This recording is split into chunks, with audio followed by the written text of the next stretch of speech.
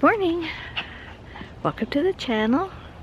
Today is Tuesday, July 21st, and it's about 8 o'clock in the morning, right around there. And today I'm going to talk about the garden. You know, I talk about different subjects, things that I've learned, things that I've struggled with, mistakes I've made, successes I've had, and the garden is no exception.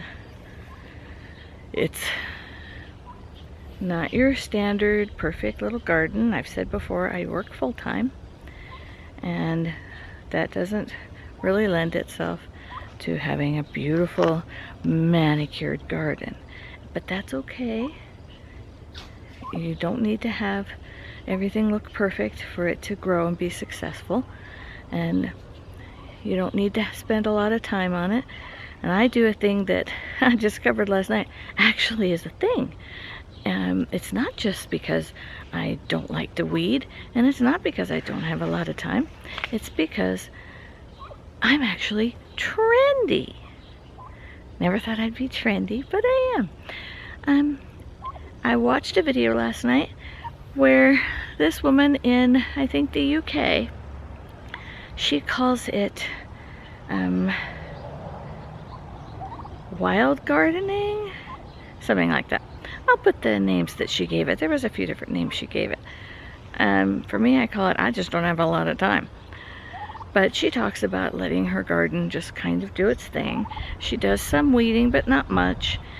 She plants things that work for her garden.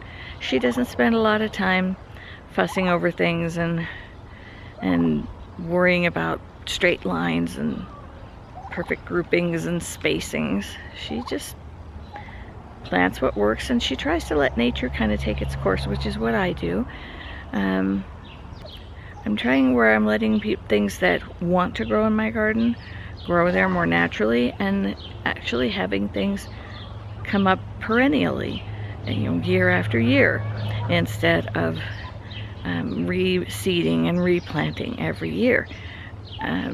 I didn't realize that peppers are something that will grow back perennially. So that's what I'm going to try. I've also heard that you shouldn't plant different varieties of peppers too close to each other, even any closer than about 400 feet, which is not really a possibility in my small yard. So the reason that they give is that they'll crossbreed, cross-pollinate. And so let's say you have a really hot pepper too close to a really sweet pepper, that they will then cross-pollinate, and the hot pepper will be less hot and the sweet pepper will be more hot. But that's only true of the seeds. It's only true of what you grow from their seeds.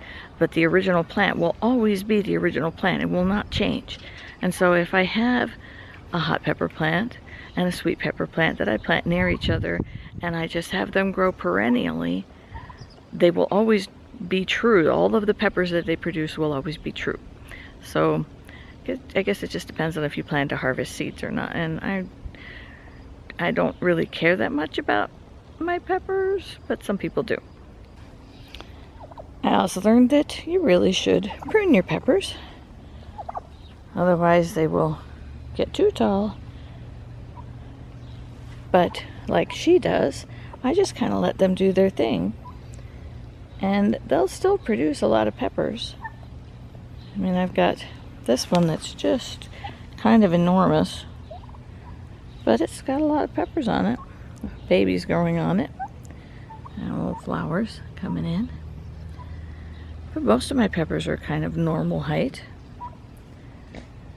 And I've got cute little banana peppers down here growing.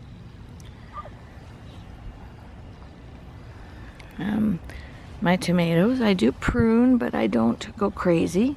I try to keep the leaves off the ground and have there be air and sunlight able to get down to the lower stems of the tomato plants.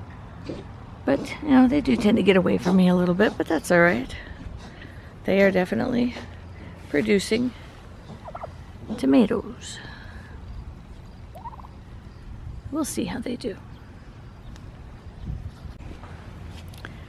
I also prune and trellis my squash. And I've already gotten a few squash off of here. Got some more coming in.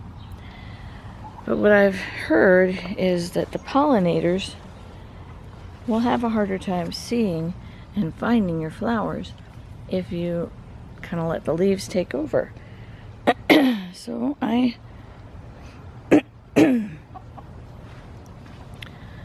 prune back the bigger leaves and leave a lot of, you know, foliage on there, but I prune it back. Cucumbers are starting to go crazy. They've been kind of slow going. I think that I probably didn't have enough water getting on them. Just saw a little carpenter bee go scooching by. I got more those peppers back in here. You can see a little bit better the spacing that's created with the pruning. I've had some problems with this one tomato plant. I think again it's just not getting enough water. I'll deal with that later. Well, this is something I'm going to be doing next year, is I'm going to allow my beans to just come back naturally, self-seeding.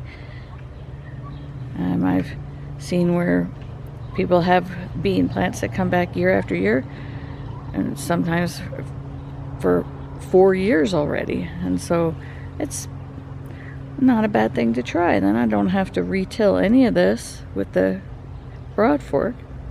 I'll just let these beans come back naturally. I'll keep this trellising here. I'm actually going to try to do something a little different next year, but that's a work in progress too. We'll see if I have time.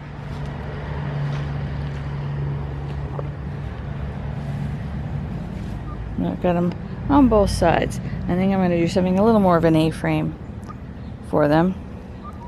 Got some weeds to get out of here. I have a little more pruning to do back here in these squash.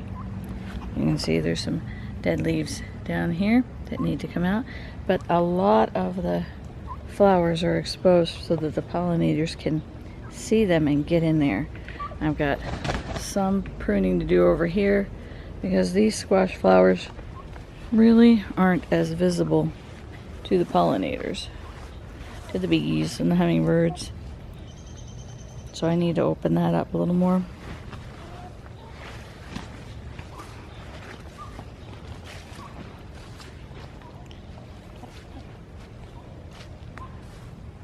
And the radishes doing pretty good, I think. But this is what I'm talking about. Really let those pollinators get in there. There's that little carpenter bee. Let them really pollinate. And you can see on this side, they can see it, and so they can go after it. I'm being followed wherever I go.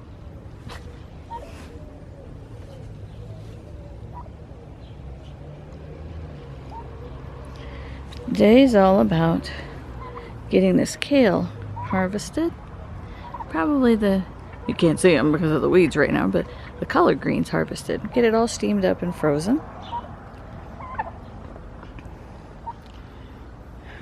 Getting excited about my sunflowers. They're getting huge.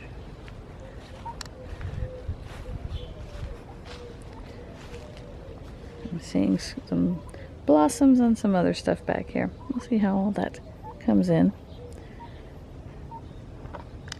And this lady that I was watching in this video, she talked a lot about how she used to worry about everything being planted perfectly spaced, perfect lines, and that it took a lot of years before she just decided to stop worrying about those things. That she just didn't have time for that kind of thing. And she had great success. with not fussing over it. She lets most of her garden just come back on its own, which I've seen happen in my garden. There are plenty of things that come back on their own. They're called volunteers in the gardening world. But really it's just that they regrew on their own, either because a seed dropped and it just worked where it dropped, or a plant was able to survive through the winter and come back. And that's something else that I really need to think more about in my gardening plan. We do have hot summers, and she does something with her tomatoes and with her peppers even that probably makes a lot more sense, and well, it does make more sense, and I'm going to give it a try next year. It's too late this year for me to do it, but next year I'm going to do it. And that's where she grows her tomatoes and her peppers under cover. For her, it's a high tunnel that she uses. I don't think I'm ever going to have the space for that, but I can create a shaded area with some shade cloth to protect them from the sun. Apparently tomatoes really don't like the hot sun, especially not for any great length of time, and peppers, while they require at least 6 to 8 hours of sunlight, it's better if they get early morning and almost midday sun. But then by the middle of the day, when it starts to get really hot, they shouldn't get direct sunlight, and certainly not later in the day. The high and hot sun is really bad for pepper plants. And so you'll get a lot of leafing on your pepper plants, but you won't get a lot of peppers, or you'll get those odd little brown marks on the side of your pepper plants. The side that faces the sun is where it'll typically happen. And I haven't really seen a lot of that, but I have seen my pepper plants do a lot more leafing than producing. And so I'm going to give that a try. She says the same thing happens with her tomatoes, that they get a lot of leaves to protect them from the sun, but they don't put out a lot of fruit. She also tops off her tomatoes and her peppers so that they'll direct more energy to producing the fruit. So I'm going to try it. I'll try a little bit of it this year. I'm going to put some shade cloth over the tomatoes, see if that helps them out for the rest of the season, because we still have part of July and all of August to get through, and it's going to be hot. It's already going to be 96 degrees today. So I'm going to give those things a try and see if it helps, and then I'll reconsider where I'm planting, because right now my main garden doesn't really get a lot of sun until midday. So it's getting sun when it's at its hottest. So I'll have to deal with that. But that's not going to require a whole lot of effort on my part. I'm not creating a high tunnel. I'm just going to put some shade cloth over the stakes that I have out there. That'll hold the shade cloth up off the plants and should help out with reducing some of that direct sunlight. I'm hoping. We'll see. Nothing is perfect. And things will go wrong. Things will fail, and things will thrive, and sometimes the things that you least expect are going to do well, do really well. For me, it was my red Russian kale. It has just kind of gone crazy, but that's good. I love kale. I just wasn't expecting it to do as well as it did, and it's really surprised me. Maybe next year it won't do that well, but this year it's doing great. All of my squash came up and it's doing really well, and that's not always the case. My peas didn't do as well as I would like them to, and now I'm starting to think that it's that whole direct sun at the middle of the day thing that I may need to rethink where I put the peas.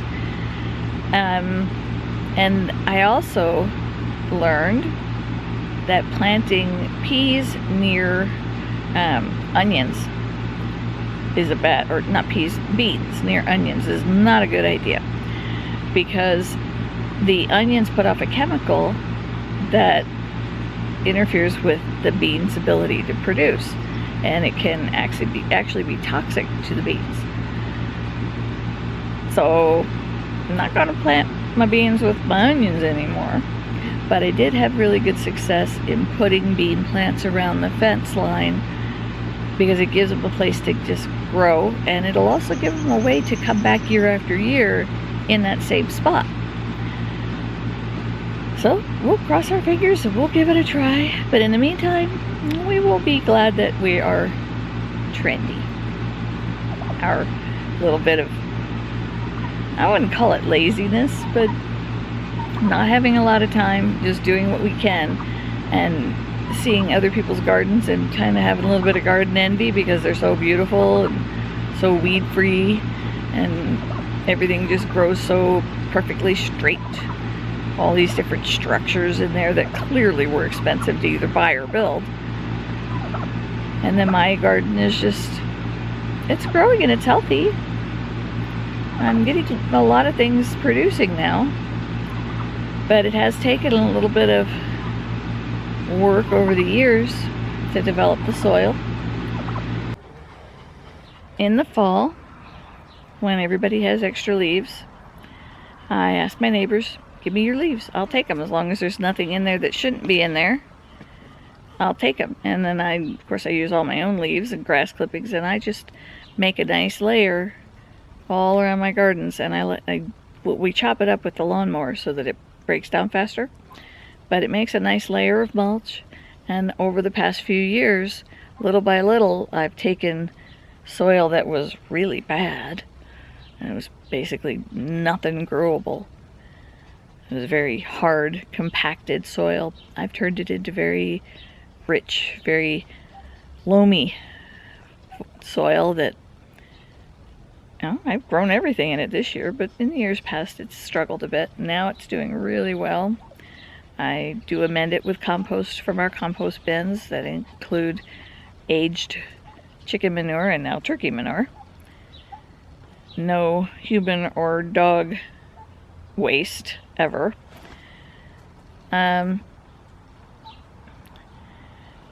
That's how I've grown my soil, and it works really well for me, and I haven't spent a dime on it. So you know, you can do it, but it will take time. But time is free, and that's the best part. Time is free. Well, time won't cost you anything but time.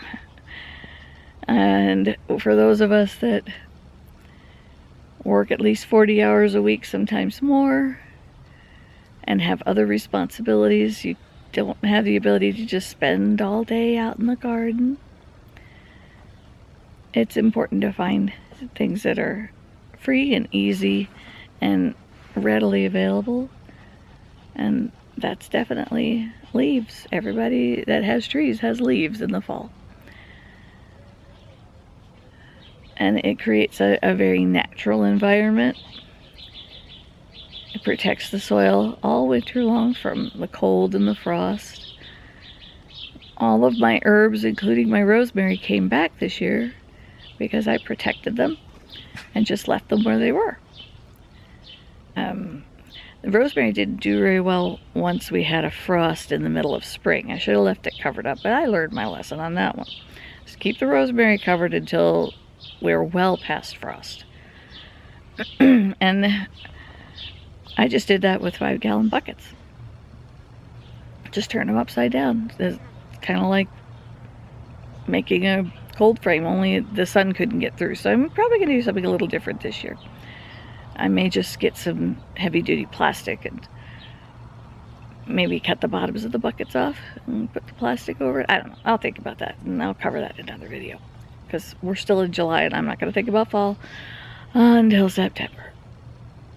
Right now, I'm just going to try and focus on getting this garden through this hot summer, learning some more things. I always try to learn new things, and if I learn something new, I'll pass it on. But that was what I learned this week, is not having things perfect is fine. Things will still grow and they'll be healthy, and you'll be more connected to the natural way that things are.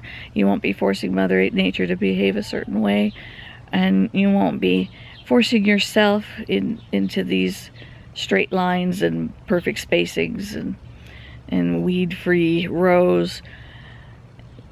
and you'll be able to relax a little bit more and enjoy your garden a little bit more. I'm not gonna lie, it's not work free, but it's not work intensive either. So get out there and enjoy your garden.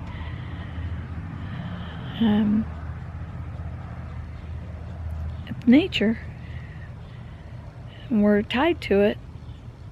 We need to experience the way Mother Nature or God or the spirits or whatever, enjoy the way that the world was intended to be, and just help it and tend it and encourage it, but not try to control it too much. That's today's video. Hope you guys all have a great day. I'll see you in the next one.